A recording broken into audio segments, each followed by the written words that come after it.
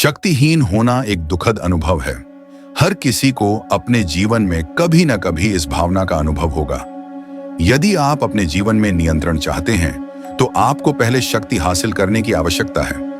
आपको यह समझना होगा कि शक्ति क्या है। दशकों से शक्ति शब्द का नकारात्मक अर्थ रहा है और इसका उपयोग अक्सर भ्रष्टाचार के साथ किया जाता है। फिर भी वास्तविकता बिल्कुल अलग है। शक्ति वह नियंत्रण है जो आपके जीवन की परिस्थितियों और आपके आसपास के लोगों के कार्यों पर होता है। आप शक्ति का दुरुपयोग कर सकते हैं, लेकिन आप इसका उपयोग एक बड़ा सकारात्मक प्रभाव डालने के लिए भी कर सकते हैं। यह इस बारे में है कि आप इसका उपयोग कैसे करते हैं। अंदर से हम सभी शक्ति चाहते हैं और कोई भी शक्तिहीन नहीं होना चाहता है।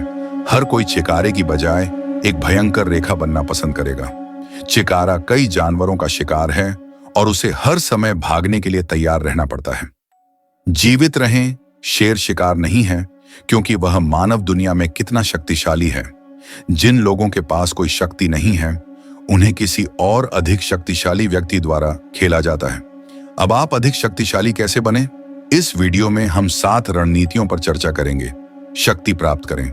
नंबर 1, हमेशा उससे कम कहें। जीवन के अधिकांश क्षेत्रों में आवश्यक से कम गाना केवल राजाओं या राजनेताओं के लिए ही नहीं है।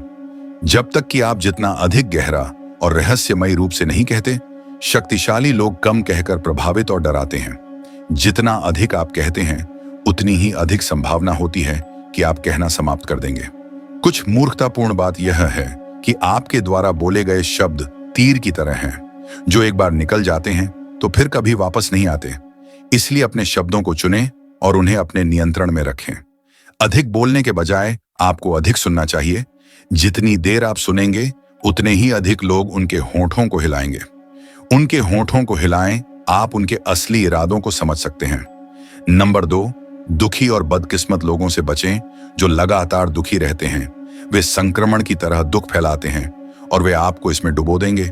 संक्रमण के खतरों को कभी कम न समझें। दुर्भाग्यपूर्ण अक्सर आपका दुर्भाग्य वे खुद पर करेंगे। इसे आप पर भी चित्रित करें। आप जीवन के हर क्षेत्र में दुर्भाग्यशाली लोगों का सामना करेंगे। उदाहरण के लिए कार्यस्थल में उन सहकर्मियों से बचें जो हर समय गपशप करते हैं, क्योंकि वे निश्चित रूप से आपके बारे में भी गपशप करेंगे। अशुभ या टिक टिक टाइम बार की तरह। और जब वे सुखी और भाग्यशाली लोगों से जुड़े आत्मविनाश करते हैं, तो आप उनके आसपास नहीं रहना चाहते हैं। इसके बजाय नंबर 3, अनुपस्थिति का उपयोग सम्मान और सम्मान बढ़ाने के लिए करते हैं। बहुत अधिक प्रचलन कीमत को कम कर देता है। जितना अधिक आपको देखा और सुना जाता है, आप अधिक सामान्य होते हैं। यदि आप पहले से ही किसी समूह में स्थापित हैं, तो इससे अस्थायी निकासी आपको और अधिक चर्चित बना देगी और भी अधिक प्रशंसित कर देगी। आपको सीखना होगा कि कब छोड़ना है। अभाव संख्या 4 के माध्यम से मूल्य बनाएं। अपनी उपलब्धियों को सहज बनाएं। आपके कार्य सहज प्रतीत होने चाहिए।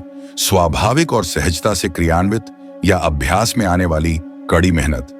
और साथ ही जब आप सहजता से कार्य करते हैं, तो सभी चतुर चालें छिपी होनी चाहिए, जैसे कि आप और भी बहुत कुछ कर सकते हैं। यह प्रकट करने के प्रलोभन से बचें कि आप कितनी कड़ी मेहनत करते हैं। लोग प्रदर्शन करने वालों की प्रशंसा करते हैं।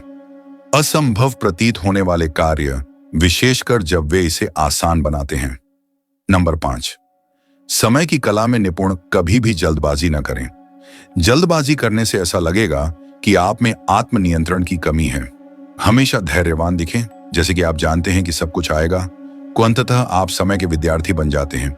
जब समय अभी परिपक्व नहीं हुआ हो, तब पीछे खड़े रहना सीखते हैं, और जब समय आ गया हो, तब जोरदार प्रहार करना सीखते हैं। साहस के साथ। नंबर 6, बातचीत। यदि आप कार्रवाई के तरीके के बारे में अनिश्चित हैं, तो प्रयास न करें। आपके संदेह और झिझक खत्म हो जाएंगे।